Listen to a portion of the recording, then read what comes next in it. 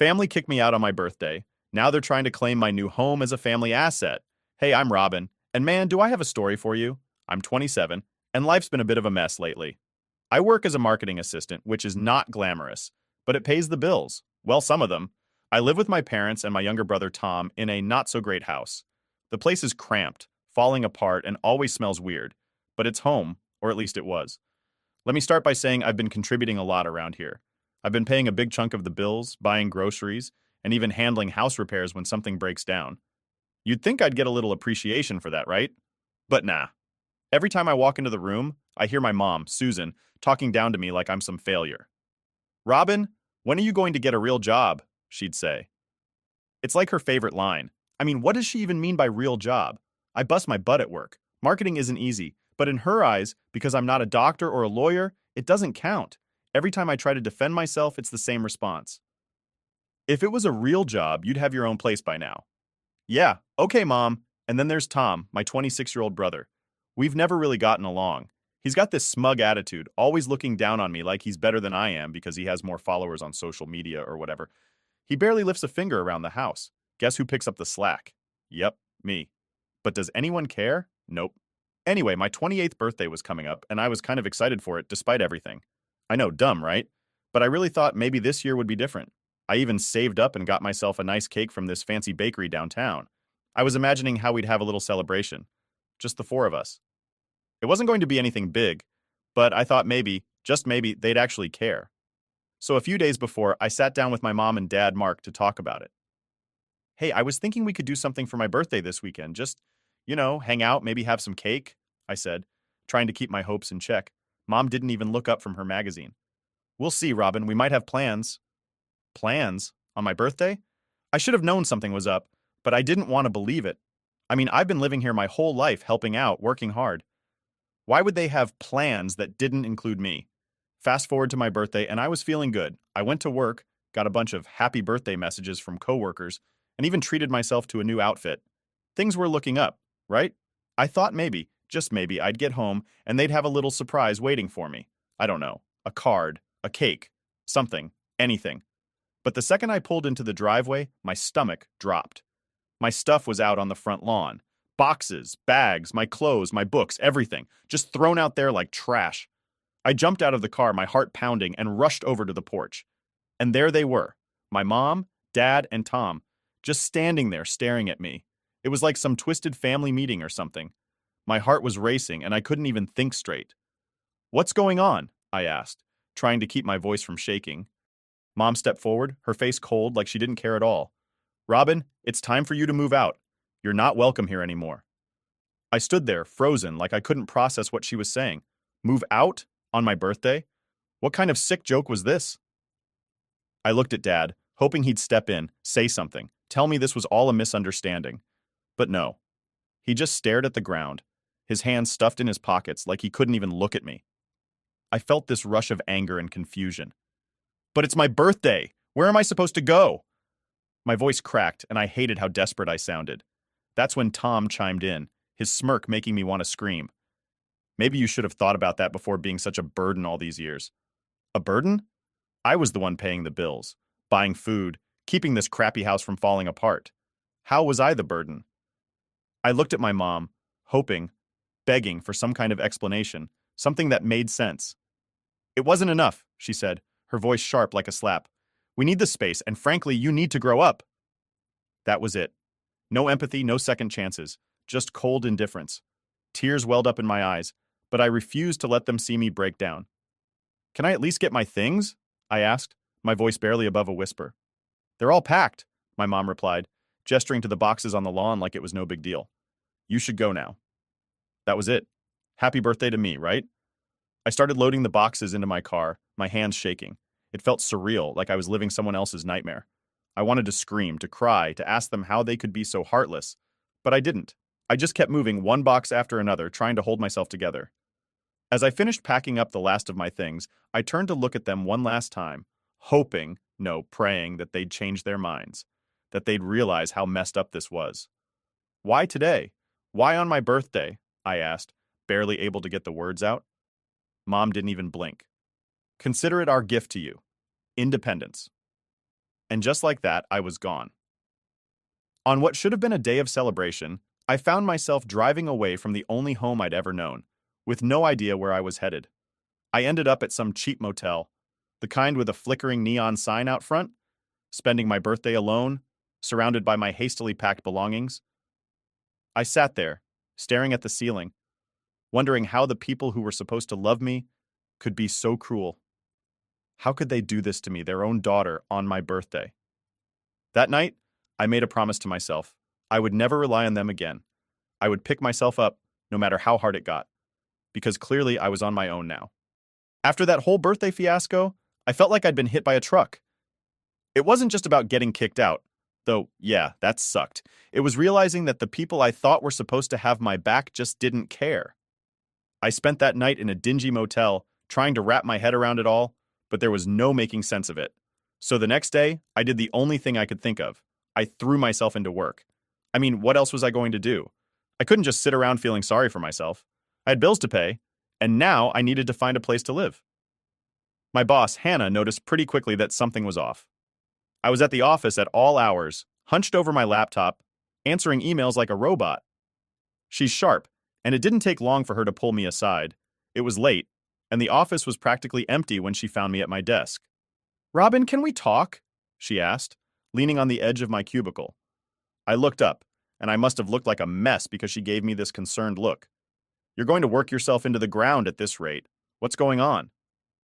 I didn't want to get into it, but the second she asked, it all just came out.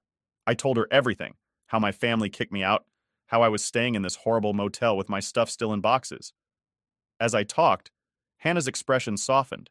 She didn't say anything at first, just listened, which was more than my family ever did. When I finished, she let out a sigh and said, "Why didn't you tell me sooner?" I shrugged, feeling embarrassed. I mean, she's my boss, not my therapist, but she didn't seem to mind. "Look, Robin, I have a spare room in my place. It's not much, but you're welcome to stay there until you figure things out." I couldn't believe it. I didn't even know how to respond at first. "Are you serious?" I asked, half expecting her to change her mind or something, but she smiled and nodded. "Of course, I know what it's like to be in a tough spot. Don't worry about it." I was so relieved I almost started crying again, but I managed to hold it together. "Thank you," I whispered. "I don't know how to repay you." She waved me off. "Don't even mention it. You've been killing it at work, and I'd hate to see you burn out. Just promise me you'll take care of yourself." And just like that, I had a place to stay. It wasn't home, but it was something. I packed up my stuff from the motel and moved into Hannah's guest room the next day. It was a little small, but it was clean, warm, and quiet, which was all I needed at that point. The first night there, I sat on the bed just trying to process everything. I felt a little better, but there was still this hole in my chest, like everything I thought I knew had been ripped away. But I didn't let myself wallow for too long. I threw myself into work even harder if that's possible. Hannah wasn't kidding when she said she'd push me harder, but honestly, I appreciated it. It kept me distracted. I took on more freelance gigs too. I figured the more money I could save, the faster I could get out on my own. It wasn't easy though. There were nights where I stayed up until 3 a.m., just staring at my computer, trying to crank out designs while my mind kept drifting back to my family. I kept thinking, maybe they'd call, maybe they'd apologize, maybe they'd realize they messed up. But no, nothing. Radio silence. During all this, my best friend Mike was a godsend. We'd been friends since college, and even though we weren't living in the same city anymore, we'd always stayed close. I told him what happened, and he was furious. "I can't believe they do that to you," he said during one of our calls. "You deserve better." He wasn't wrong, but it still stung. "Yeah, well, it is what it is," I muttered. "I just got to keep moving forward." Mike, being the joker he is, tried to lighten the mood. "You know what would really piss them off?" he said with a laugh. "You becoming wildly successful and rubbing it in their faces." I laughed, but the idea stuck with me. Not that I wanted revenge or anything. Okay, maybe a little, but mostly I just wanted to prove to myself that I didn't need them. I could make it on my own. So that became my mission. Work harder, save more, and eventually get out of Hannah's guest room and into a place of my own. Over the next few months, things started looking up. My designs were getting noticed by bigger clients, and I was bringing in more money than I ever had. I kept telling myself that every late night, every all-nighter was worth it. And honestly, it was. Slowly but surely, I was rebuilding my life, one project at a time. I started to feel like maybe I didn't need my family after all. Sure, it hurt, and it probably always would, but I was proving to myself that I could survive without them. I wasn't just surviving, I was thriving. And that felt good. One day, Hannah pulled me into her office with this huge grin on her face. Robin, I've got some good news, she said. How does a lead designer sound to you? With a raise, of course. I was speechless. Are you serious? I blurted out, feeling like I might pass out from excitement. Dead serious, she said, still grinning. You've earned it. You've been doing incredible work, and it's time to recognize that. I couldn't believe it. Lead designer? Me? I felt like all the hard work, all the sleepless nights, all the stress, it was finally paying off. Thank you, I managed to say, still in shock. Don't thank me yet, she said, winking. You're going to have a lot more responsibility now.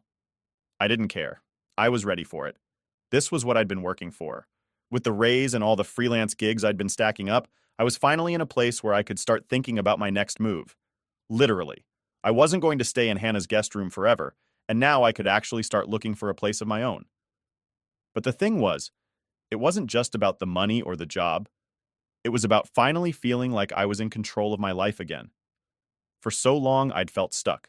Stuck in that house with my family, stuck in their expectations of me, stuck in their judgment. But now I was free. I was making my own decisions, building my own life, and no one could take that away from me. I was finally moving forward, and it felt damn good. A few weeks after I got promoted to lead designer, I was finally starting to feel like I had my life together. I'd been working nonstop, saving money, and I was even thinking about getting my own place soon. Things were really looking up for me. But of course, right when you think everything is going smoothly, life decides to throw a wrench in the gears. It started one random Wednesday afternoon. I was in the middle of working on this big project when my phone buzzed. I didn't think much of it, just figured it was an email or something. But when I glanced at the screen, I saw the name I least expected. Tom. My brother. The last person I wanted to hear from. For a second, I just stared at the phone. Part of me didn't want to answer it. I hadn't heard from Tom or my parents since they kicked me out on my birthday, and honestly, I didn't miss them. But curiosity got the better of me, and I picked up. Hey, I said, trying to keep my voice neutral. Robin, it's me, Tom replied, his voice quieter than usual. It wasn't his usual cocky tone, which threw me off. I know it's you, I said, a little annoyed. What do you want? There was this long pause on the other end, and for a moment I thought he'd hung up. But then he spoke again, and I could hear the hesitation in his voice. I need help. I raised an eyebrow, not believing what I was hearing. Tom? Needing help from me? The same brother who stood there and watched while my stuff was thrown out onto the front lawn? Yeah, right. I don't know what to tell you, I replied, already feeling the anger bubbling up inside me. You made it pretty clear I'm not part of the family anymore. He let out a sigh. Look, I know things have been rough, but this isn't about that. It's about Dad. He lost his job, and Mom's spending is out of control. I can't afford school anymore. There it was, the real reason for the call. It wasn't about me or making amends or even caring about what happened. It was about money. It was always about money. I bit my lip, fighting back the wave of emotions that hit me. Part of me wanted to tell him off, to remind him how they treated me, to hang up and never look back. But another part of me, a small stupid part, still felt that pull of obligation. They were my family after all. Or at least, they used to be. So, let me get this straight, I said, my voice sharper than I intended. You're calling me now, after months of silence, because you need money? It's not just about the money, Tom said quickly. We're in a bad spot, Robin. You know how Mom is? She's been spending like crazy, and Dad? Well, he's not exactly doing great without a job. I don't know what to do. I took a deep breath, trying to keep my cool. That sounds like a you problem, Tom, not mine. Come on, Robin. We're family, he said, and I could practically hear the desperation in his voice. It was the first time in years he'd sounded vulnerable, but I wasn't falling for it. Family? I scoffed, unable to stop the bitterness from seeping into my tone. You guys threw me out on my birthday. Family doesn't do that. He didn't have an answer for that, just a long pause. And honestly, that silence told me everything I needed to know. I'm done being your backup plan, I said, my voice firm. You and Mom and Dad made it pretty clear where I stand with you all. Don't call me again. Before he could respond, I hung up. My hand was shaking slightly as I set the phone down on my desk. I felt this strange mix of anger, sadness, and relief. It felt good to stand up for myself, to finally put my foot down and say no. But at the same time, it sucked that it had come to this. I sat there for a few minutes, just staring at the wall, trying to process everything. I kept thinking about all the times I'd bent over backward for my family, all the times I'd sacrificed my own happiness for theirs. And where had it gotten me? Homeless on my birthday. It was time to stop feeling guilty for walking away. They made their choice, and I had made mine. After that call, I threw myself back into work. I didn't want to dwell on it too long because I knew it would just drag me down. So I focused on the project I was working on, trying to push the thoughts of Tom and my parents to the back of my mind. But the thing is, once those thoughts creep in, they're hard to get rid of. That night, as I lay in bed, I kept replaying the conversation over and over in my head. I kept thinking about what I could have said, what I should have said. I wanted to believe that maybe, deep down, they were sorry. But I knew better. They weren't calling because they missed me or because they regretted what they did. They were calling because they needed something from me, and I wasn't about to let them use me again. The next morning, I woke up feeling more determined than ever. It was time to focus on me, on building my life, my career, and my future. I couldn't keep looking back. Couldn't keep wondering if things could have been different. They weren't. And that was just the reality of it. From that day forward, I made a promise to myself. I wasn't going to let my family drag me down anymore. I'd been through enough, and I was finally in a place where I was starting to build something good for myself. I wasn't about to let them ruin that. Sure, part of me still felt guilty for cutting them off, for not helping when they were clearly in a tough spot. But then I reminded myself, where were they when I was struggling? Where were they when I needed help? Yeah, I didn't owe them anything. So I kept going. I worked hard, saved my money, and kept my focus on the future. And every time I started to feel that old guilt creeping in, I reminded myself of that phone call. They made their bed, and now they had to lie in it. I wasn't going to be their safety net anymore. And honestly, it felt good to finally be free. I finally saved up enough to buy a really nice apartment, and it's honestly the best thing that's happened to me. I was in the middle of a project, knee-deep in designs and completely focused, when the doorbell rang. At first, I thought it might be a package or something. I'd been ordering a bunch of stuff for work, so I didn't think twice about it. But when I checked the security camera, I froze. There, standing on my porch, were my parents. And Tom. My stomach did this weird flip, and I felt like someone had punched me. They hadn't reached out since that call from Tom weeks ago. I thought we were done. So why the hell were they here? I took a deep breath, trying to calm myself down before opening the door. My mind was racing with all the possible reasons they could be standing there. Maybe they were here to apologize, or maybe they just needed something else. Honestly, I didn't know which would be worse. When I opened the door, my mom, Susan, didn't even wait for me to say anything. She pushed past me like she owned the place, her eyes scanning my living room like she was appraising it. "Wow, Robin, you've really done well for yourself," she said, this weird smile on her face, the kind that wasn't really a smile at all. I just stood there, stunned. Tom followed her in, looking uncomfortable, while my dad, Mark, shuffled in last, his hands stuffed in his pockets like he had no idea what to do with himself. "What are you guys doing here?" I asked, trying to keep my voice steady. My heart was pounding and I could feel this tension building up inside me. I knew this wasn't going to be a good conversation, but I was hoping, maybe, just maybe, I was wrong. Mom turned around, that fake smile still plastered on her face. "We're here to talk about living arrangements." I blinked, confused. "What?" Dad cleared his throat, and for the first time since they'd arrived, he spoke. "We think it's time for the family to be back together." I almost laughed. It was so absurd, so ridiculous that for a second I thought they were joking. "You're joking, right?" I asked, my voice dripping with disbelief. Mom's smile faded, and she crossed her arms, looking at me like I was the one being unreasonable. "No, Robin, we've talked it over, and we think it's time we all live together again, as a family." I stared at her, speechless. This had to be some kind of prank. "After everything that's happened? After you kicked me out on my birthday and now you want to move in with me?" Tom, who had been silent until now, chimed in with his usual smug tone. "Come on, Robin, don't be so dramatic. That's all in the past." I felt my blood boil. "All in the past? You guys threw me out on my birthday? You left me with nowhere to go, no support, nothing? And now you want to just waltz back into my life like nothing happened?" Mom's expression hardened. "We gave you the push you needed," she said, her voice cold. "And look how well you've done because of it. You should be thanking us." I couldn't believe what I was hearing. They were trying to take credit for my success? For everything I'd worked my ass off for? So what? You think you can just show up, claim credit for my hard work, and what? Move in here? This is my home, not yours. Dad, trying to play the peacemaker, stepped forward. Robin, be reasonable. We're struggling right now.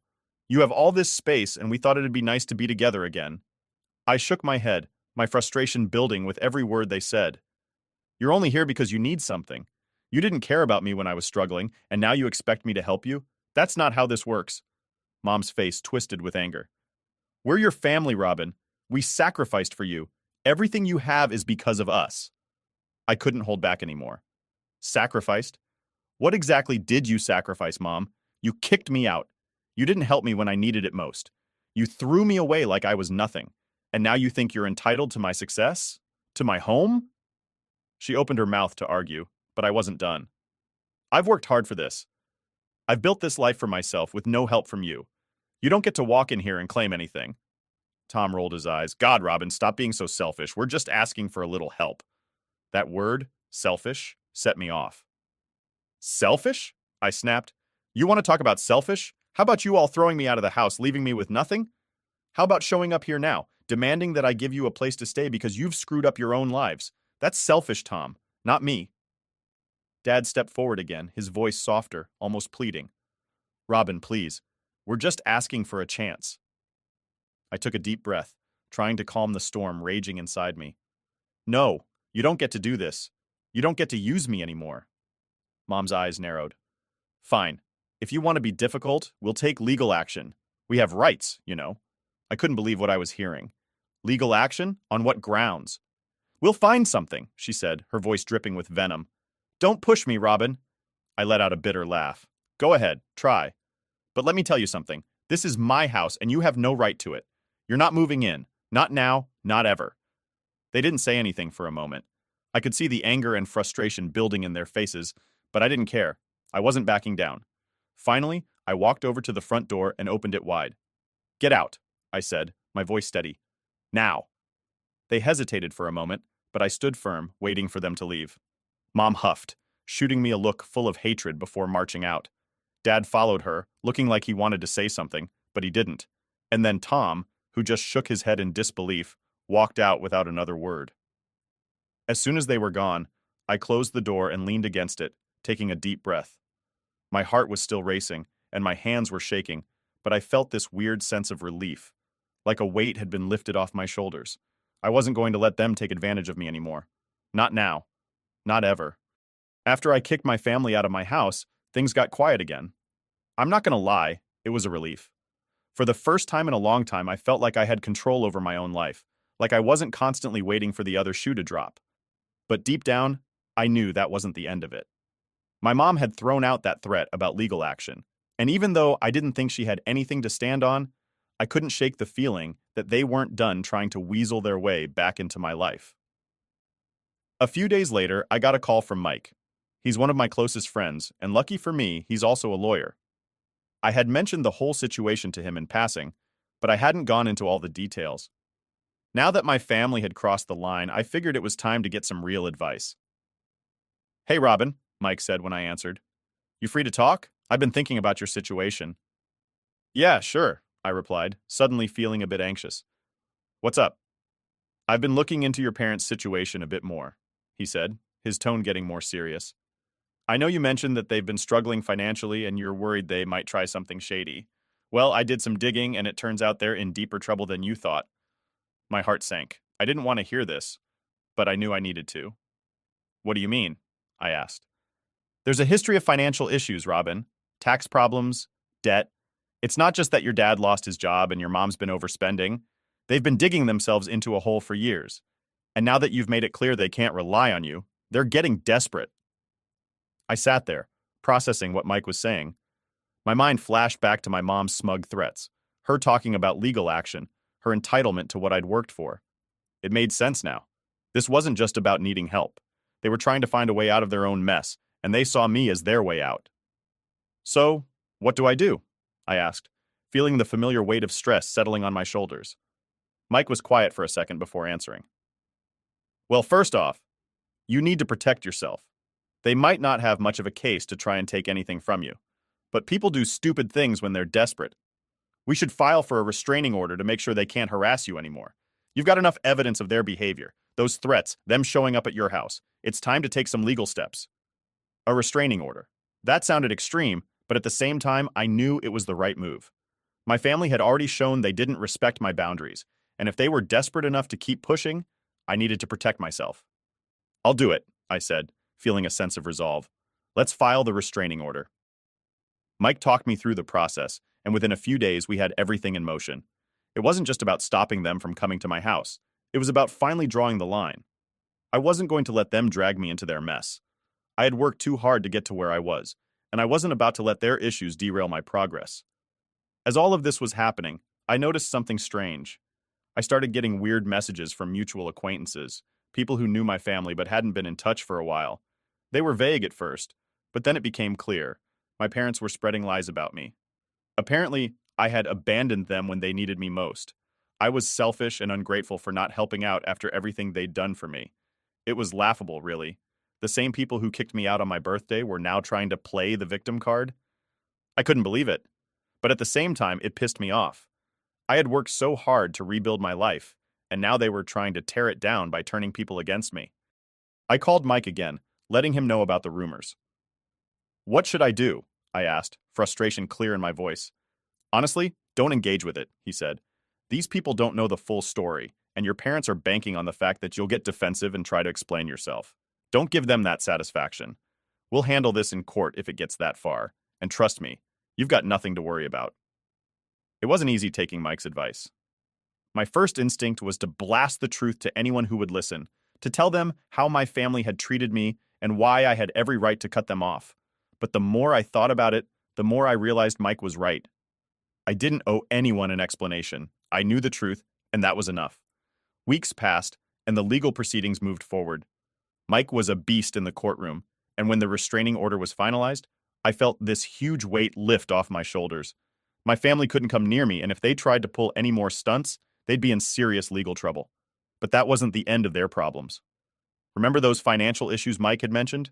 Well, it turns out they were worse than we thought.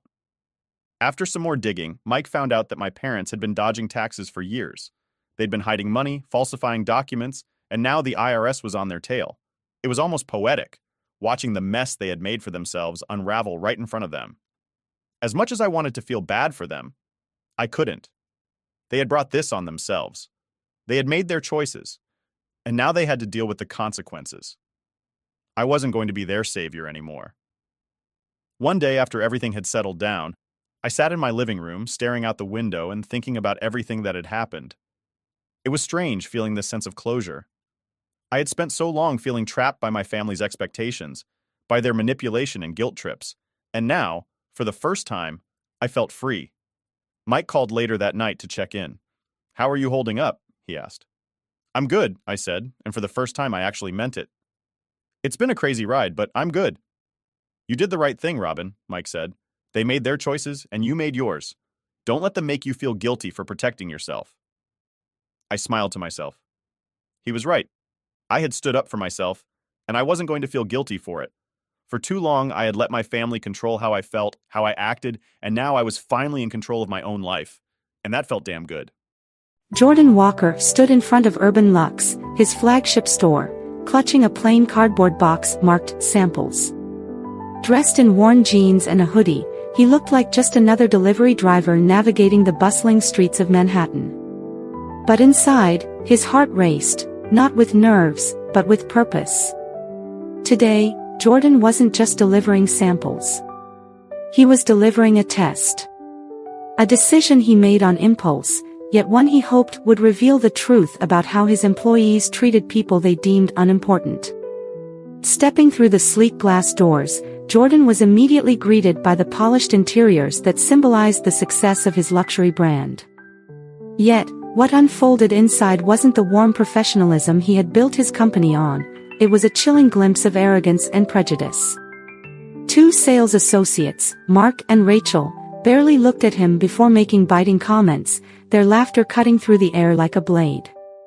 "Wrong door," Mark sneered, while Rachel added with a smirk, "This isn't your kind of store." What they didn't know. The man they were mocking was their boss, and he wasn't about to let this moment pass unnoticed. With every comment, every insult, Jordan's resolve hardened. As they turned away, he stayed firm, determined to see their behavior through to the end. Will their arrogance cost them their careers? How will Jordan confront this blatant disrespect? Stay with real-life stories new to witness the moment everything changes and see why this story delivers a lesson that will stay with you long after the credits roll. Jordan Walker placed the delivery box on the gleaming counter, his calm demeanor hiding the fire burning inside him. "Good morning," he said, his tone even, though he could feel the judgment in their glances. Mark barely looked up, his smirk widening as if he'd already decided Jordan was beneath him. "The back door's that way," Mark said, jerking his thumb dismissively. Jordan took a slow breath, choosing his words carefully. "I was told to deliver these samples here," he replied, his voice steady. Inside, his mind raced. He had expected some resistance, but the overt hostility was sharper than he imagined. He forced himself to remain patient, knowing this moment wasn't just about him. It was a test for the values he had built his business on, and Mark and Rachel were failing spectacularly. Rachel, scrolling through her phone, didn't bother hiding her annoyance. "We don't usually deal with deliveries here," she said, her tone dripping with superiority. "Just leave it and go." Her words hit like a slap, but Jordan remained composed, meeting her gaze without flinching. He could see the indifference in her eyes, the way she barely acknowledged his presence. It wasn't just disrespect, it was dismissal. "Thank you," Jordan said, his calm tone masking the steel in his resolve. "But I'd prefer to speak with the manager directly." Mark snorted, leaning on the counter. "Listen, buddy, you're lucky we're even letting you stand here," he said, his voice louder now, drawing attention from nearby customers. Jordan felt a pang of anger rise but quickly suppressed it. Years of being underestimated had taught him the power of restraint. He wouldn't let them control the narrative, not yet. From across the store, Linda Carter froze as she caught sight of Jordan. Her heart sank as recognition dawned, and she hurried over, her expression a mix of panic and determination. "Mr. Walker," she whispered urgently, glancing at Mark and Rachel. "What are you doing here?" Jordan gave her a faint smile, the only hint of his true identity. "I'm observing," he said quietly, his tone calm but firm. He didn't need to say more, Linda understood immediately. Her face flushed as she glanced back at her colleagues, who continued their mocking exchange, oblivious to the storm about to break. Mark returned, his smugness unshaken. "The manager's busy," he said curtly. "Just leave it here and go." His tone was sharper now, almost daring Jordan to push back. But Jordan didn't move. He locked eyes with Mark, his silence more powerful than any argument. Linda finally stepped forward, her voice cutting through the tension. "Mark, Rachel, a word. Now." Her tone left no room for argument, and the two sales associates exchanged confused glances as she led them aside. "Do you have any idea who that is?" Linda demanded, her voice low but urgent. Mark's expression faltered, his earlier bravado replaced by uncertainty. "A delivery guy," he ventured, his smirk fading. "That," Linda said firmly, "is Jordan Walker. The founder of Urban Luxe." The weight of her words hit like a thunderclap. Mark's face drained of color, and Rachel's phone slipped from her hand, clattering onto the counter. They turned to Jordan, who had removed his cap and was now watching them with a calm intensity that made their shame all the more unbearable. "Mr. Walker, Mark began, his voice trembling, but Jordan held up a hand, silencing him. "You thought what?" Jordan said, his voice quiet but laced with steel. "That I didn't belong here. That I wasn't worth your respect." Each word landed with precision, stripping away their excuses. "Is this how you treat all delivery workers, or just the ones who don't fit your idea of who deserves to be here?" The room fell silent as customers and staff turned their attention to the confrontation. Jordan's gaze swept over everyone, his voice rising slightly, not with anger but with purpose. This company was built on respect, hard work, and inclusion. I started as a delivery driver myself, and I will not allow anyone to be treated as less than. Mark and Rachel stood frozen, their faces pale as Jordan's words sunk in. The balance of power had shifted entirely, and there was no escape. This was the moment Jordan had been waiting for, not to humiliate them, but to expose the cracks in the foundation and rebuild stronger. The lessons they would learn here today weren't just for them, they were for everyone watching, a reminder of what Urban Lux stood for.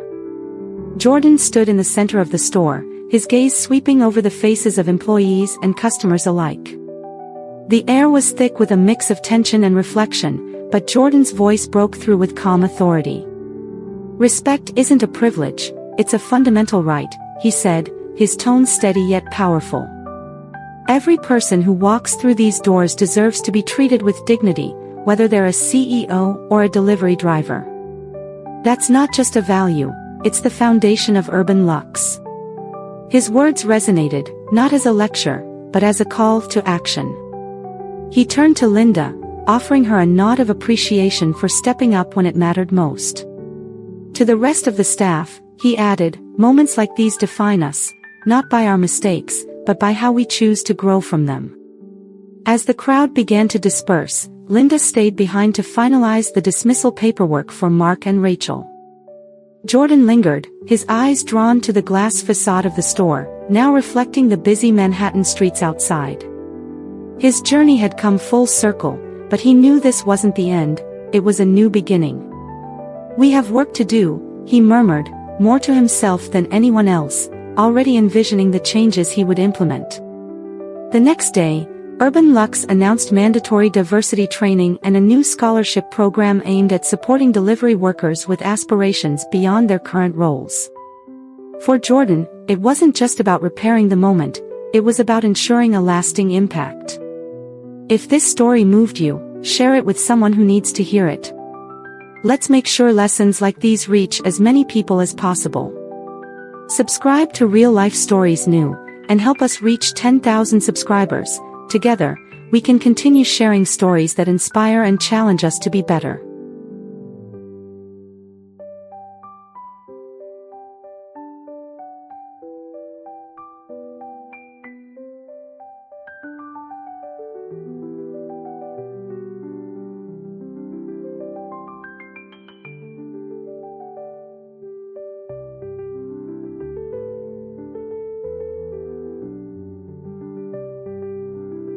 Sister cheated with my boyfriend of 8 years, and they got married.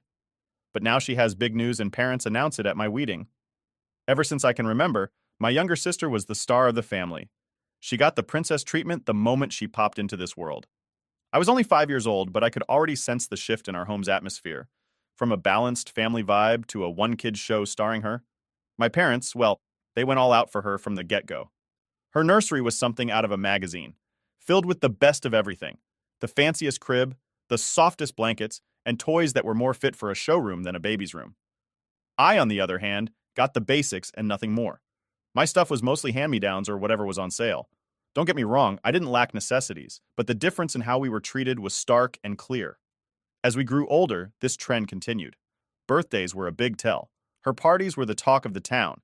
Theme decorations, entertainers, and a guest list that included not just kids, but important adults in our parents' lives. My birthdays? They were mostly quiet affairs, maybe a cake, some balloons, and a small family gathering. It wasn't that I wanted lavish parties, but a little bit of that attention wouldn't have hurt. School life was another arena where the differences were glaring. She always had the newest clothes and gadgets. I remember feeling a bit embarrassed with my worn-out backpack and clothes that clearly screamed hand-me-down. At school, she was Miss Popular, and I was the quiet kid who read a lot.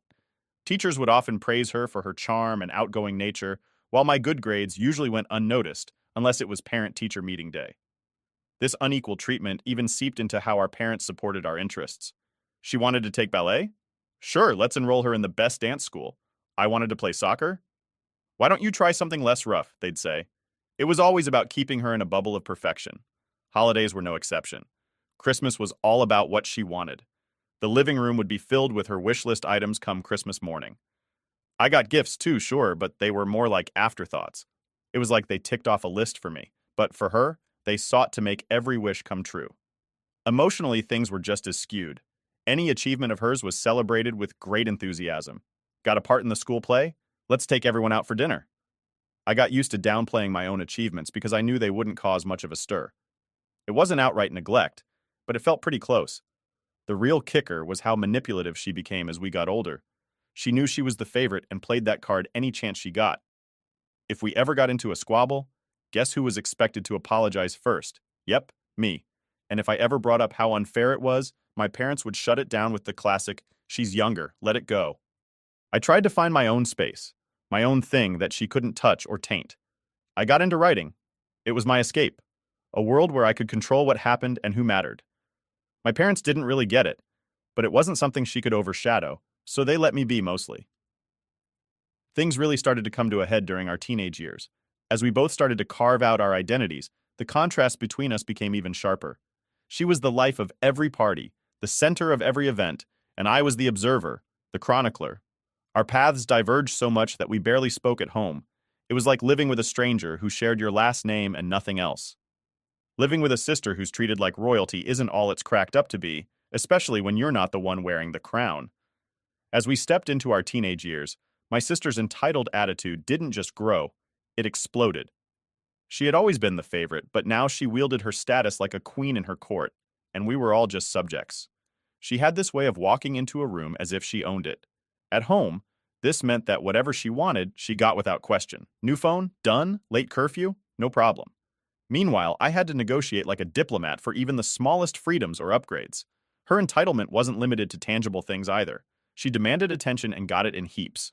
Our parents hung on her every word, laughed at her jokes, and basked in her social successes. I swear, you'd think she invented the wheel the way they bragged about every little thing she did. School was her domain. She became even more popular, and it wasn't just because she was fun or charming, it was also because she knew how to manipulate her image and people around her.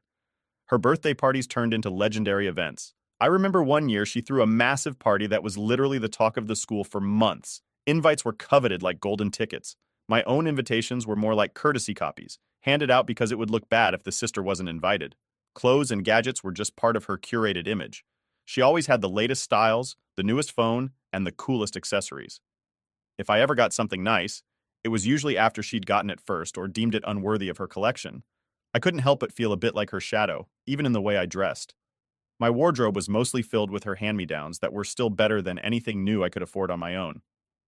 Her academic life was another stage for her performance. She wasn't just good at school, she was good at making sure everyone knew she was good. When she got an A, it wasn't just a good grade, it was a triumph. Meanwhile, I maintained a solid A average with minimal fuss and recognition. It was expected of me, not celebrated. Our parents fed into her narrative constantly. They were her biggest fans and promoters. If she was part of a school play, not only would they attend every performance, but they'd also invite extended family and friends, turning it into a mini fan convention. If I was in the same play, oh, make sure to watch your sister. She has such a significant role. Then, there were the family gatherings. These were showcases for her to shine. She'd monopolize conversations, charming relatives with exaggerated stories of her exploits. I was often relegated to the sidelines, chiming in with supportive laughter or nods. It was exhausting, but any attempt to share my own experiences was quickly overshadowed by another one of her captivating tales. But her entitlement wasn't just annoying, it was destructive. She had a knack for twisting situations to her advantage. One time, we both had our eyes on the same dress for a family wedding. I saw it first, but by the time we went shopping, she threw such a fit about how it was the only dress that worked for her, and our parents caved like a house of cards. I ended up with a backup option, which was fine, but it was the principle of the thing. She wanted it, so she got it. Her manipulative skills were not just limited to our parents. She had a way of turning friends against each other if it suited her. Her group of friends was more like her court, where she was the unchallenged queen. I watched her once, at one of her extravagant parties, laughingly pit two of her so-called best friends against each other over some trivial matter just to entertain the rest of her group.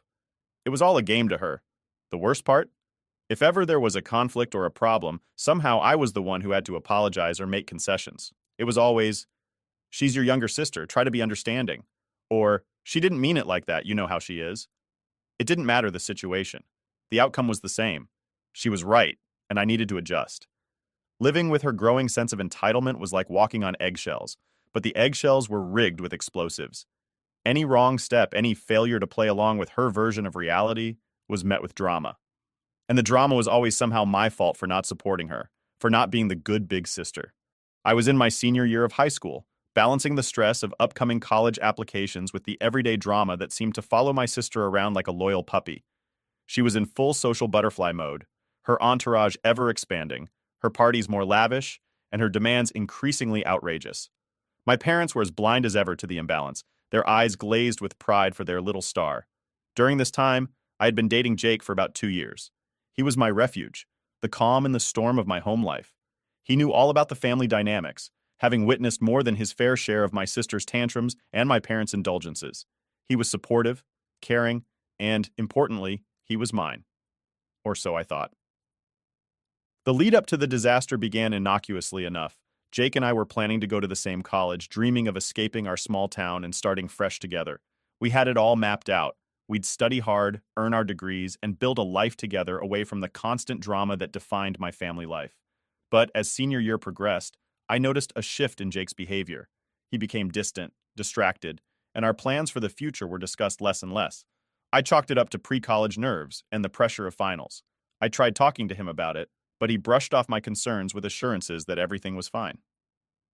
Then came the night of the big blowout. It was supposed to be a typical weekend party at my house, hosted by my sister, of course. The house was decked out, music blaring, people everywhere. I wasn't really in the party mood, but I figured I'd stick close to Jake and ride it out. Halfway through the night, I started looking for Jake. He wasn't by the makeshift bar in the backyard or hanging out by the pool. I checked upstairs, thinking maybe he'd gone to use the bathroom and got caught up talking to someone. That's when I heard them. Voices from my sister's room. At first, I thought nothing of it. It was her room, after all. She was probably just showing off her latest shopping haul or something. But then I recognized Jake's laugh, a sound I adored, now coming from behind her closed door. My heart sank. I told myself there had to be a reasonable explanation. Maybe they were just talking. Maybe it was a group hangout and I was overreacting. I knocked. No answer. I knocked again, harder. The talking stopped. The door opened a crack, and there was my sister, looking like she'd been caught but too arrogant to care. Behind her I could see Jake, his expression a mix of guilt and confusion. "What's going on?" I asked, trying to keep my voice steady. "Chill, we were just talking," my sister said, her tone dismissive. "Yeah, just catching up," Jake added, but he couldn't meet my eyes. The room felt hot, the air thick with betrayal. I pushed the door open wider and saw it, her makeup on his shirt, his jacket thrown carelessly on her chair. It was clear as day, and yet I couldn't believe it. I felt like I was outside my body, watching this disaster unfold.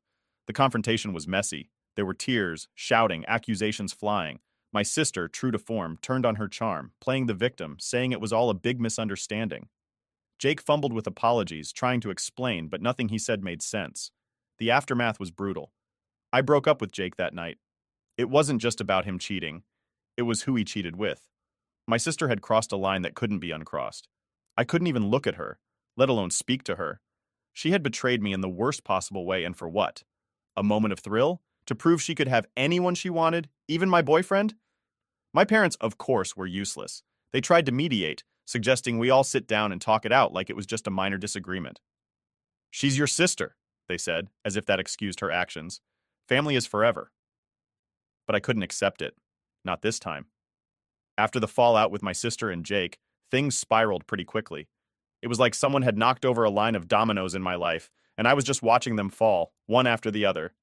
The entire fiasco with Jake and my sister was the final straw. That was the moment I decided my sister was, for all intents and purposes, dead to me. In the weeks following that disaster of a party, I lived in a fog. Everything felt numb, unreal, like I was walking through a dream, or more accurately, a nightmare. I couldn't face my sister at home. Every time I saw her, the hurt and betrayal came rushing back. She seemed to carry on as if nothing had happened, still the golden child, unscathed and untouchable. I withdrew even more from my family, spending most of my time either locked in my room or at a friend's house. My parents tried to intervene, of course. They suggested family therapy, thinking it could mend what was broken. But how could therapy fix this? How could it erase the image of my boyfriend and my sister together? How could it make me trust either of them again?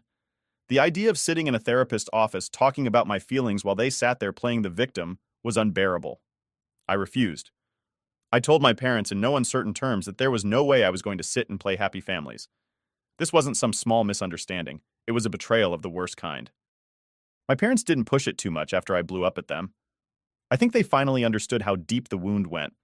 Or maybe they just decided to focus on my sister, who was always their priority anyway. She seemed to revel in the attention, playing the misunderstood princess to perfection. In the midst of all this, college couldn't come soon enough.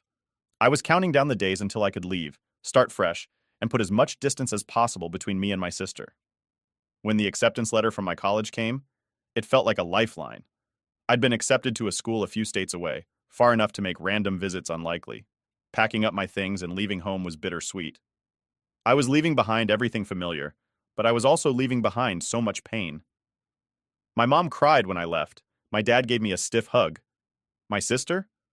She gave a half-hearted goodbye, as if she was still trying to figure out how to play the victim in my departure. Starting college was like breathing fresh air for the first time in months.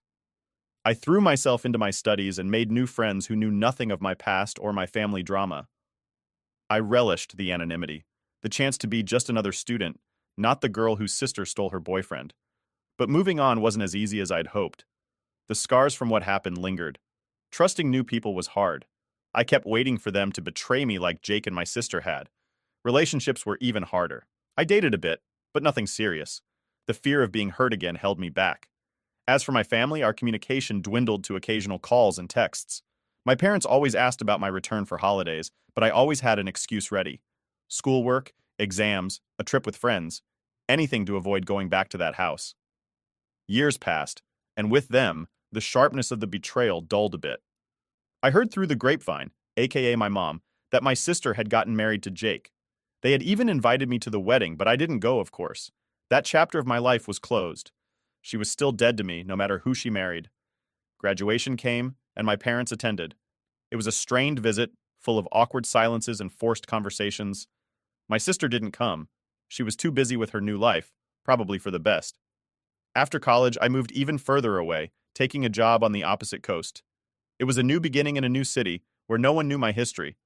I built a life there, found a career I loved, and eventually met someone. He was kind and understanding, and when I finally told him about my past, he didn't judge. He just listened and supported me. It took years, but I learned to trust again, to love again. My relationship with my family never fully recovered, though. I kept in touch with my parents, but it was always superficial. As for my sister, she remained a person from my past, someone I used to know, but no longer recognized. Looking back, I sometimes wonder if cutting her off was too extreme.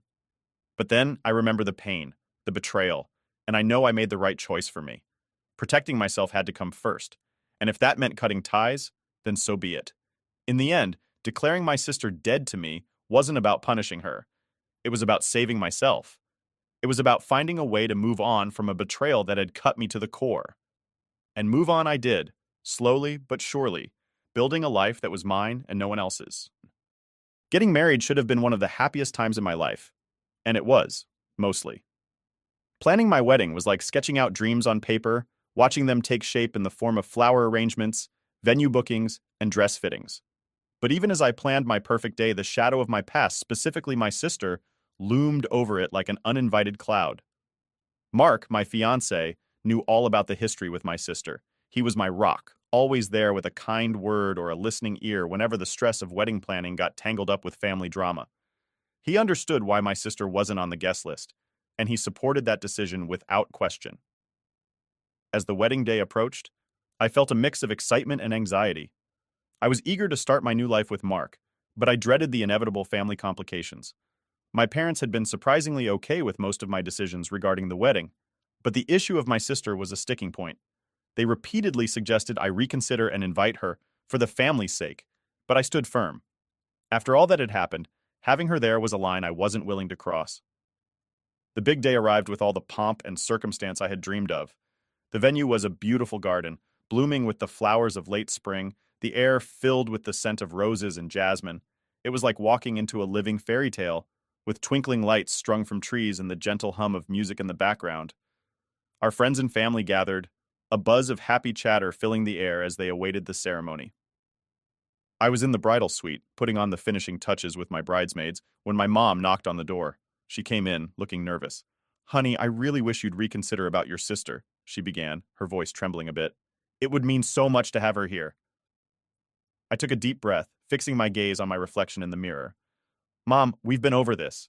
She made her choices and I've made mine. Today is about me and Mark, not her." Mom looked like she wanted to say more, but she left it at that, giving me a tight smile before leaving to take her seat. The ceremony was everything I had hoped it would be. Mark looked handsome as ever, his eyes glistening with emotion as I walked down the aisle. We exchanged vows, our voices steady despite the swell of emotions. As we were pronounced husband and wife, I felt a weight lift off my shoulders. It was done. We were married, and it had been perfect. But the reception was another story. We had just finished our first dance and were sitting down for dinner when my dad asked to say a few words. I nodded, expecting the usual fatherly expressions of pride and joy. Instead, he took the microphone and turned the attention to my sister. "I know we are all thrilled for my daughter and Mark, but I'd like to take a moment to talk about someone who couldn't be here today," he began, and my heart sank. He went on to talk about my sister, her recent struggles, how she wished she could be here, and how she recently lost her baby and how we should all think of her tonight. I felt my face flush with a mix of anger and embarrassment. Whispers rippled through the room as guests turned to look at me, their expressions a mixture of confusion and sympathy. I stood up, my chair scraping loudly against the floor. "Dad, please," I interrupted. "Today is about me and Mark. Let's keep it that way." Dad looked taken aback, but he handed the microphone back to the DJ and sat down without another word.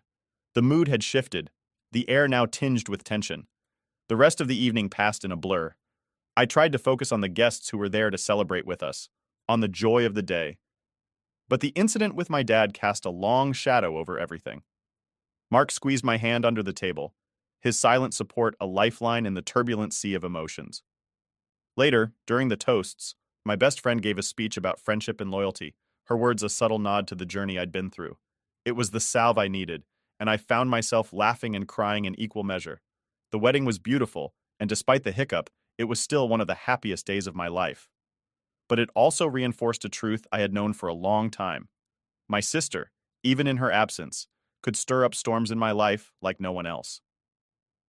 As Mark and I drove away from the venue, my wedding dress bundled around me in the car, I felt a mix of relief and sadness.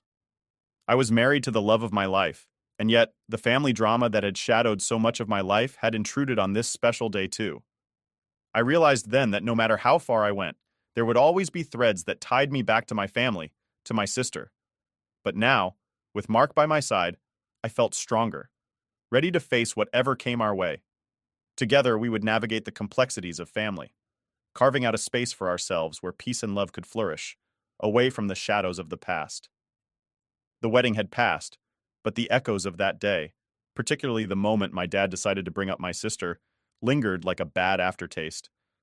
I'd hoped that once Mark and I returned from our honeymoon, the dust would have settled. But if there's one thing I've learned from all this family drama, it's that some dust never really settles. It just waits for the next breeze to kick it up again. It wasn't long after we got back that the phone calls started. First, it was my mom, her voice a mix of concern and criticism, telling me how hurt my dad was that I'd cut him off during his speech. She painted him as the victim, just a father caught in the middle, trying to keep the peace in the family. I listened, biting back the urge to remind her of all the times they hadn't kept the peace for me. Then came the call from my aunt, who'd always been more of a mediator in the family.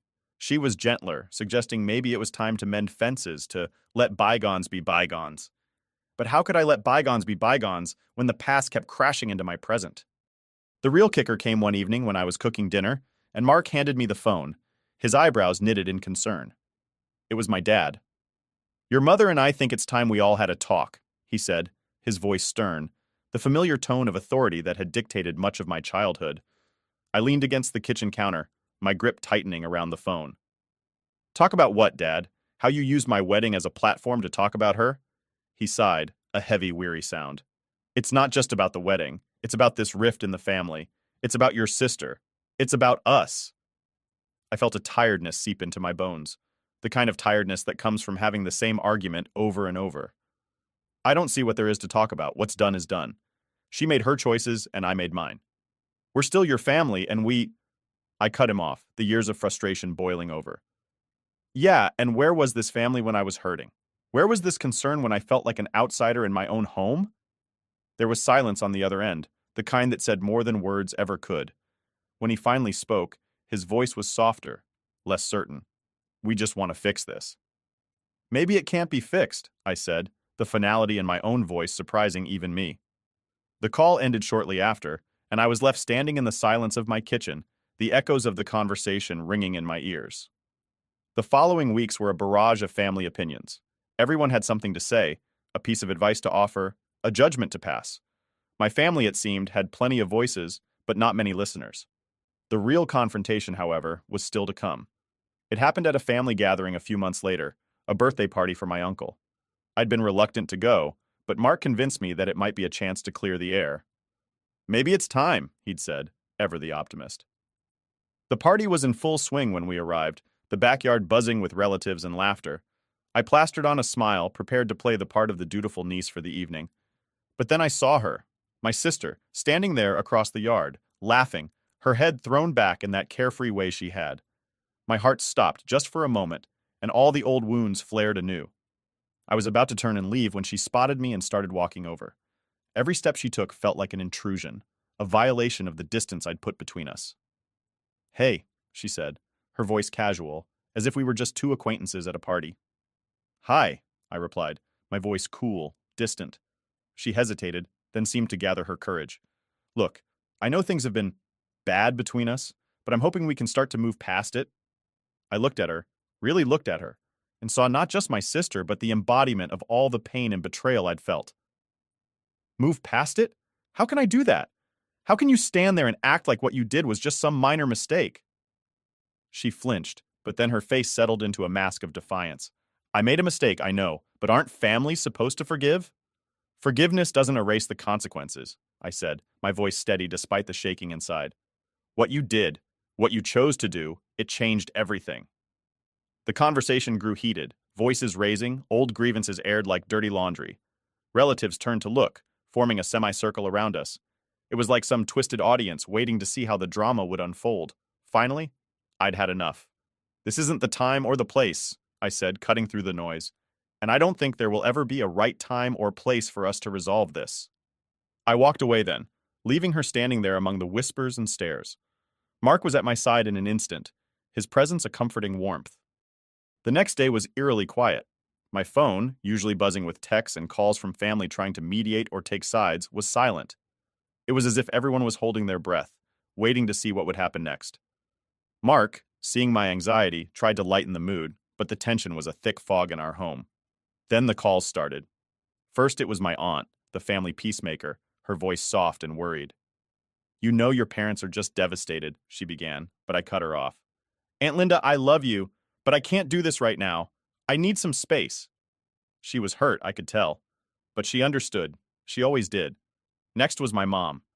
Her approach was different, tinged with anger and disappointment. How could you embarrass us like that in front of the whole family? She demanded. Mom, this isn't about you or Dad. This is about me and my life, and the choices I'm making for my own well-being, I replied, trying to keep my voice calm. It's always about you, isn't it? She shot back before hanging up. Her words stung, echoing in my mind long after the call ended. Days turned into weeks, and the divide within the family deepened. Relatives I hadn't spoken to in years were suddenly reaching out, some to offer support, others to criticize. My decision to cut ties with my sister had ripple effects I hadn't anticipated, affecting relationships I thought were unshakable. The hardest hit, unsurprisingly, was my relationship with my parents. They were caught between their two daughters, one they had always favored, and another they didn't know how to support without causing conflict. Conversations with them were strained, filled with awkward silences and unsaid words. As for my sister, she became a topic we all avoided. It was as if mentioning her might reignite the flames we were all desperately trying to smother. But avoidance didn't heal the wounds, it just covered them up for a while. Mark and I found ourselves discussing our future, contemplating moves and changes that would put physical distance between us and my family. Maybe a fresh start is what we need, Mark suggested one evening, his arm around me as we sat watching the sun set from our porch. I considered it. A new city, new jobs, new people. It was tempting, an escape from all the drama. But then a new resolve settled over me. Running away wasn't the answer. I needed to face this, to rebuild my life on my terms, not just escape the parts that were hard. So we stayed. Instead of running, I focused on building. I threw myself into work, into my passions. I started a blog, sharing my experiences and connecting with others who had gone through similar family estrangements. The response was overwhelming, and I found a sense of purpose in helping others navigate their own turbulent family waters. Mark and I also worked on strengthening our bond, knowing that our foundation needed to be solid if we were to weather the storms together. We attended couples therapy, learned better communication skills, and made sure to carve out time for each other, away from the shadow of my family drama. Months passed, and slowly, the sharp edges of the fallout began to soften. Some family members drifted away, unable or unwilling to accept my decisions. Others, surprisingly, grew closer, their support a balm on the raw edges of my hurt. Holidays were the hardest. The first Christmas after the confrontation, I declined the family gathering, choosing instead to volunteer at a local shelter. It was bittersweet, serving others while knowing my own family was fractured. But it was also empowering, a step toward reclaiming my agency and how I chose to live my life. As for my parents, our relationship eventually found a new normal. It was never the same as it had been before, but maybe that was okay. We learned to navigate around the sensitive topics, to focus on the here and now rather than the tangled past. And my sister? We didn't speak for years. It was a silence that spoke volumes, each of us living our lives in parallel universes that rarely intersected. I heard about her through the family grapevine, her kids, her moves, her life. It was strange, hearing about someone who had once been my closest confidant as if she were a distant acquaintance. In the end, the confrontation and its fallout taught me a lot about myself. I learned that I was stronger than I had thought, capable of making tough decisions for the sake of my own health and happiness. I learned that family isn't always defined by blood, but by the people who stand by you when the ground falls away. And I learned that healing is not a straight line, but a complex journey with ups and downs. A journey best navigated with honesty, resilience, and above all, hope. So, while the fallout was messy, painful, and complicated, it was also the catalyst for a new beginning, one where I stood firmly at the center of my own story, no longer a supporting character in someone else's drama. And with each passing day, I grew more confident that no matter what the future held, I was ready to face it on my own terms. I don't know how long I sat there going through her phone, but I screenshotted everything. I couldn't just let it slide. I saved all the proof to my own phone because I knew at that moment I was going to need it. The next day, I barely slept. I felt sick thinking about what I was going to do. I didn't want to just blow up right then and there, so I decided to wait. But I also knew that this wasn't just about me. Maggie, Dan's wife, she had to know too. I mean, how could I not tell her? She was going through her own struggles, having just had a baby herself, and I didn't know how she was going to take it. But it felt like the right thing to do. I reached out to Maggie later that day. I went over to her house while Sarah was still at home with Jason. It was hard, man. I sat there, trying to find the right words, but no matter how I put it, it was going to shatter her world too. Eventually, I just told her everything. She didn't cry at first, she just stared at me like her brain couldn't process it all. I gave her the screenshots I'd taken, and that's when she started crying. I don't think I've ever felt so bad for someone in my life. I felt like the bearer of bad news, wrecking someone else's world. But I knew I couldn't stop there. I had to confront Sarah. That evening, I sat her down and I just let it all out. I told her what I'd found, how I knew everything, and that I wasn't going to let it slide. She started crying, of course, begging me to forgive her, saying it was a mistake and that she still loved me. But it didn't matter. I couldn't trust her anymore, and there was no way I was going to keep living a lie. I told her I wanted a divorce, and that was it. I wasn't playing around. I even went and got a paternity test for Jason because the affair lined up with when he was conceived. I hated that I even had to do that, but I couldn't shake the doubt. Waiting for those results was brutal, but I needed to know for sure. 2 days later, I came home from work, and the house was quiet. Too quiet.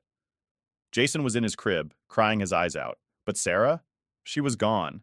No note, no explanation, just gone. My heart sank. I went through the house looking for her, thinking maybe she'd gone to the store or something. But no, she'd left. The only thing I found was a note she'd left on the table. In it, she said she didn't love me anymore, and that she had left with Dan. She told me not to contact her, and that was it. She'd taken off, leaving me alone with our baby. I knew she was leaving, but I never thought she'd actually abandon Jason. That's what broke me the most. How could someone leave their 6-month-old son? How could a mother do that? It didn't make sense. I couldn't wrap my head around it. But there it was, right in front of me. She was gone. I picked Jason up and just held him, trying to figure out what the hell I was going to do next. I felt lost, like my whole life had just collapsed. Everything I thought I knew about Sarah, everything I thought we had, was gone in an instant. Wife abandoned me and our son 10 years ago. Now she demands to have her family back. All right, here it goes. I'm going to start from the beginning. And honestly, writing this down is making me remember all the crap I went through. So here's my story, and I hope it'll help someone out there who's been in a similar situation. So I'm 34 years old now, but let's rewind to 2012. Back then, I was in my mid-20s, and I had just married Sarah. She was a year older than me, 35 now. We got married after dating for a few years, and everything felt like it was falling into place. You know that feeling where you think, yeah, I made it? That's where I was. I had a decent job, we had just moved into a nice little house in a quiet neighborhood, and we were expecting our first baby. Jason, my son, was born in 2013. And man, becoming a dad felt like the most incredible thing. I can't even describe it. I'd wake up in the middle of the night just to check on him, even if he was asleep. It's one of those feelings you can't fully understand unless you've been there. My world revolved around him. But here's the thing. Life doesn't give you a heads up when it's about to slap you across the face.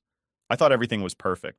Sarah and I were busy with the baby, adjusting to being new parents, and figuring out the whole work-life balance. But just when I thought things were going well, the first crack appeared. It was November 2013. Jason was about 6 months old. Sarah had gone to bed early because she was tired from dealing with the baby all day. I stayed up late watching TV, nothing special, and then her phone, which was charging on the coffee table next to me, buzzed. I didn't think much of it at first. People get texts late sometimes, no big deal, right? But for some reason, this time, I looked. And what I saw next changed everything. The message was from our neighbor. Let's call him Dan. It was one of those flirty, suggestive texts, and my gut just dropped. I'm talking about that pit in your stomach feeling when you know something's really wrong. I didn't touch the phone at first, just stared at it, my mind racing. My brain was trying to convince me I'd read it wrong, like maybe it was a joke or something. But I knew better. I picked up her phone and yeah, I went through her messages. I wish I hadn't. What I found wasn't just a flirty text. It was months of sexting, sending nude photos, and talking about meeting up at hotels. It wasn't just some casual thing. They'd been at it since, well, apparently from the very first week we got married. I was freaking furious. I felt like an idiot, like I'd been completely blind to what was going on right under my nose. Everything we had, or I thought we had, felt like a damn lie. The days after Sarah left were a blur. I don't even remember what I did right after I found her note. I just kind of went into autopilot trying to keep things together for Jason. There were moments when I'd just stare at him and wonder, how the hell am I supposed to do this alone? I mean, I was a good dad, but I never imagined raising a kid by myself. The first thing I had to do was let people know. I didn't want to, but I couldn't keep it all in. I called my parents first. My mom was shocked, obviously, and my dad? Well, let's just say he wasn't exactly surprised. He never really liked Sarah. He thought she was too self-centered and always put herself first. Maybe he saw something I didn't, but I didn't care back then. I was in love, and I ignored all the red flags. Anyway, I also had to call Maggie. She was going through her own version of hell, having just found out her husband was with Sarah, but I figured she needed to know that Sarah was gone. When I got to her house, I barely had to say a word. I think she already knew. It was like she was just waiting for the shoe to drop. Maggie was standing there, holding her baby, and I could see the exhaustion in her eyes. She was going through postpartum, and now her husband had run off with my wife. It was like both of our lives had just blown up at the same time. Dan left too, she said when I walked in. I just nodded. We didn't need to talk much. We both knew what was happening. We were in the same sinking boat. We sat down, and I told her everything that had happened. How Sarah had left Jason, the letter she wrote, all of it. Maggie listened, nodding, trying to hold it together. But at some point, she just broke down crying. And honestly, I did too. It was like all the pain and confusion and anger just came out at once. After that, we just started helping each other out. We didn't really talk about it much at first, but it was kind of an unspoken thing.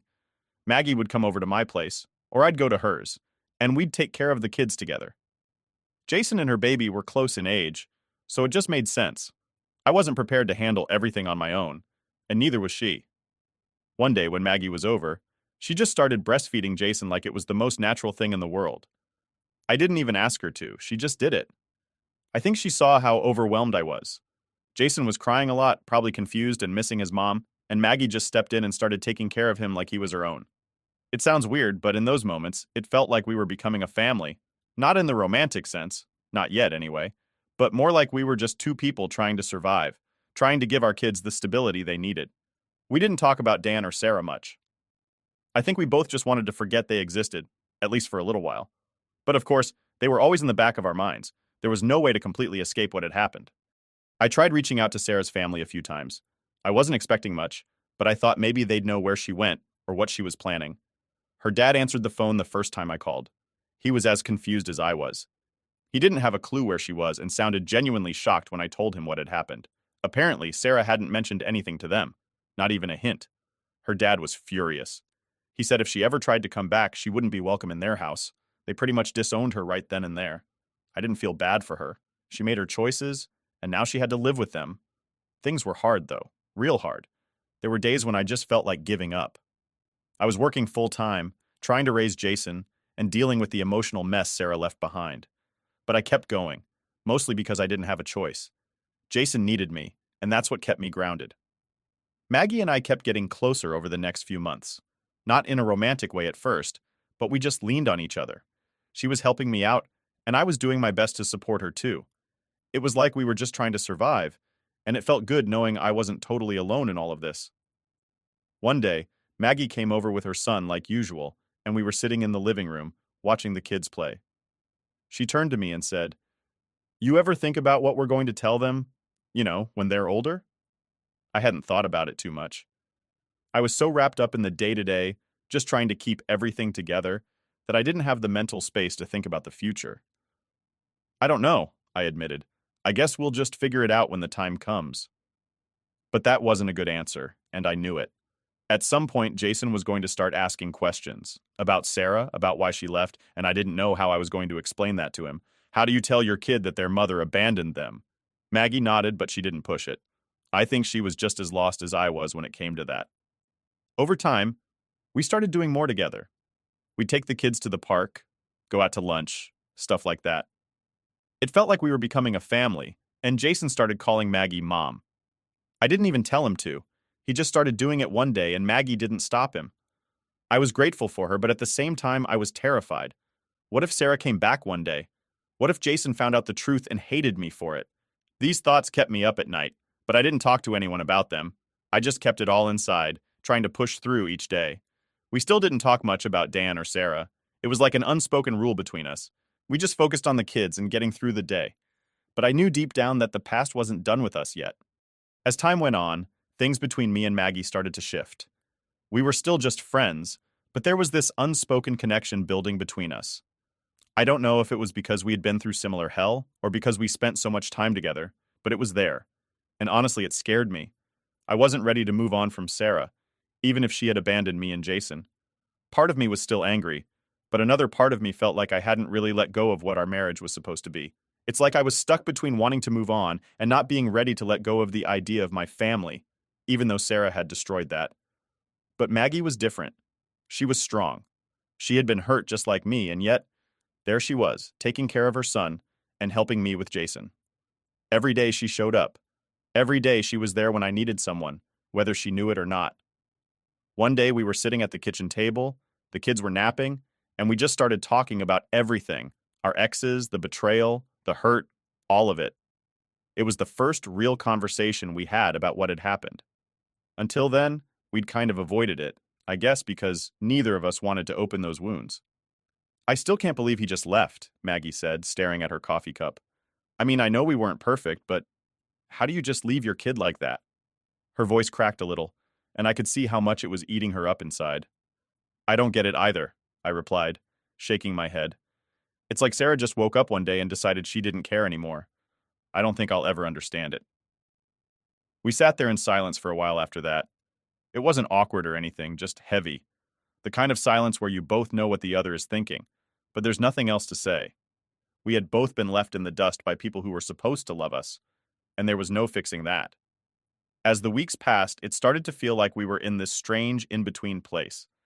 Maggie was over almost every day, and our lives were so intertwined that it was hard to imagine what things were like before everything blew up. We had our routines, our inside jokes, and of course, our kids. It felt like, well, it felt like we were a family. One afternoon, we took the kids to the park. It was a warm day, and Jason and Maggie's son were running around chasing each other, laughing like nothing in the world could hurt them. I watched them and felt this weird mix of sadness and happiness. Sad because their actual parents weren't there for them, but happy because, at least for now, they had each other. And they had us. At one point, Jason ran over and grabbed Maggie's hand, calling her mommy without even thinking about it. It stopped me in my tracks.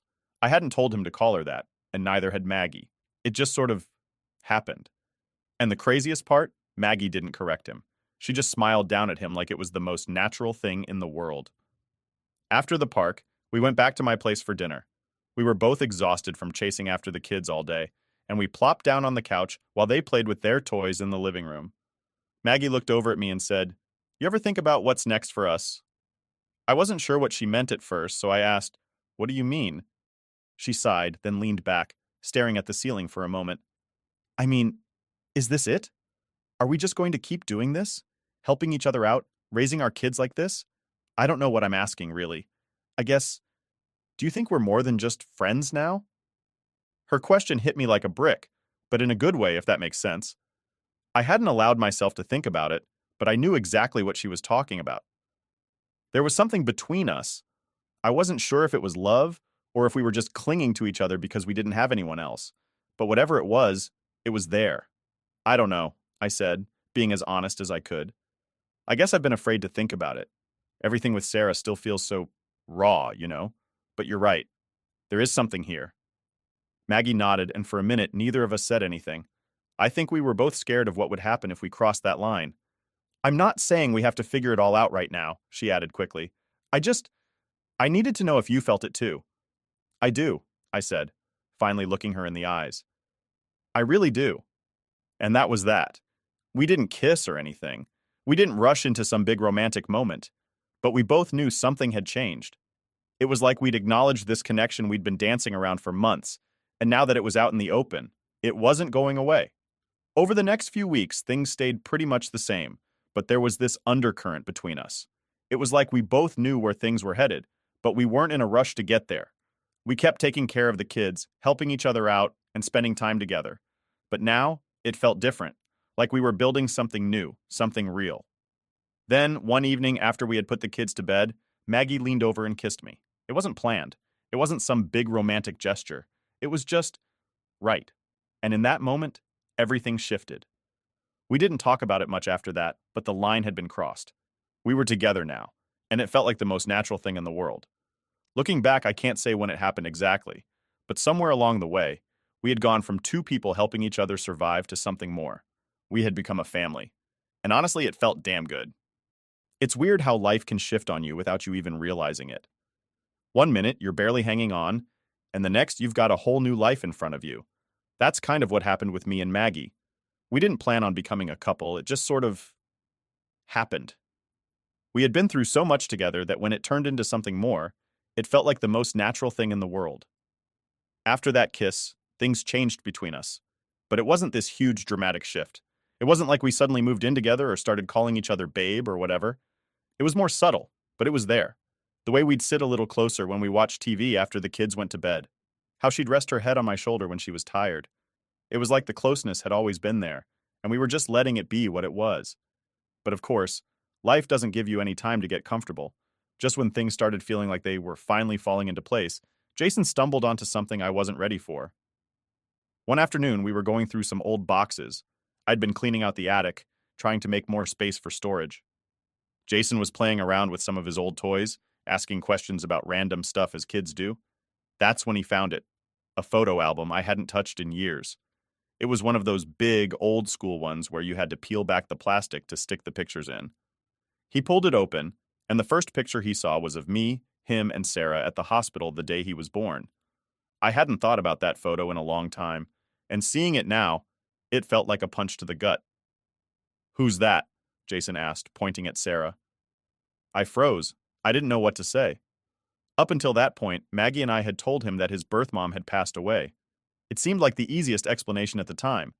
But now, staring at that picture, I realized how big of a mistake that lie had been. Jason deserved the truth, but I didn't have a clue how to explain it to him. How do you tell a 7-year-old that his mom didn't die? That she left? That's... I started, but my words got stuck in my throat.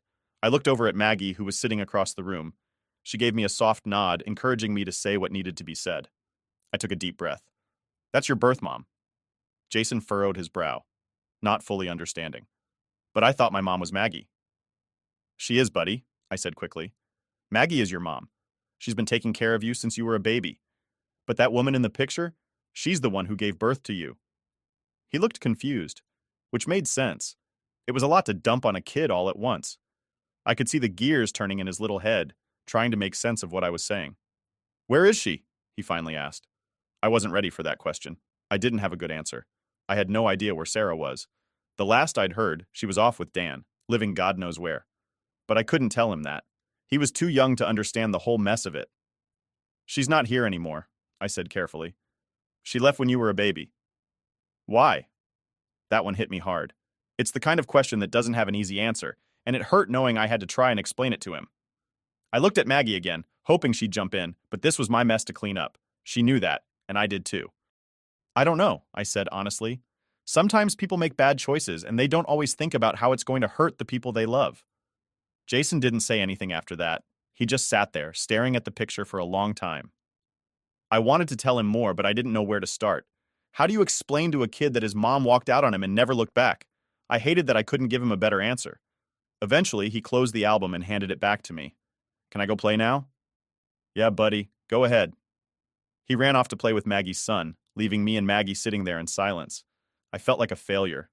I had tried so hard to protect him from the truth, but now it was out there and I couldn't take it back.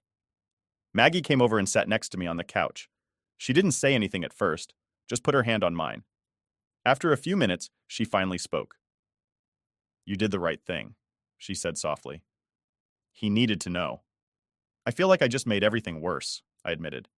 He's going to grow up wondering why she left, and I don't have an answer for him. We'll figure it out, she said, squeezing my hand. He's got us. He's not alone in this. She was right. Jason wasn't alone. He had me, and he had Maggie, and together, we'd get through it. But it didn't stop me from feeling like I had let him down. I should have told him the truth from the start, but instead, I had fed him a lie because it was easier. Now I had to deal with the consequences. Over the next few days, Jason didn't bring up the picture again. He went about his normal routine, playing with his toys, going to school, and hanging out with his friends. But I could tell something had shifted in him. He was quieter, more thoughtful. I could see the wheels turning in his head, and it killed me knowing that he was probably still trying to make sense of everything. I kept expecting him to ask more questions, but he never did. Maybe he wasn't ready, or maybe he was just trying to process it on his own. Either way, I knew this wasn't the end of it. The questions would come eventually. And when they did, I'd have to be ready to give him the answers he deserved. But for now, I just had to be there for him. Be the dad he needed, even if I didn't have all the right words. And no matter what happened next, I knew one thing for sure. I wasn't going anywhere. I'd be there for him, every step of the way. Life with Maggie was good. After divorcing Sarah, Maggie and I got engaged about a year later.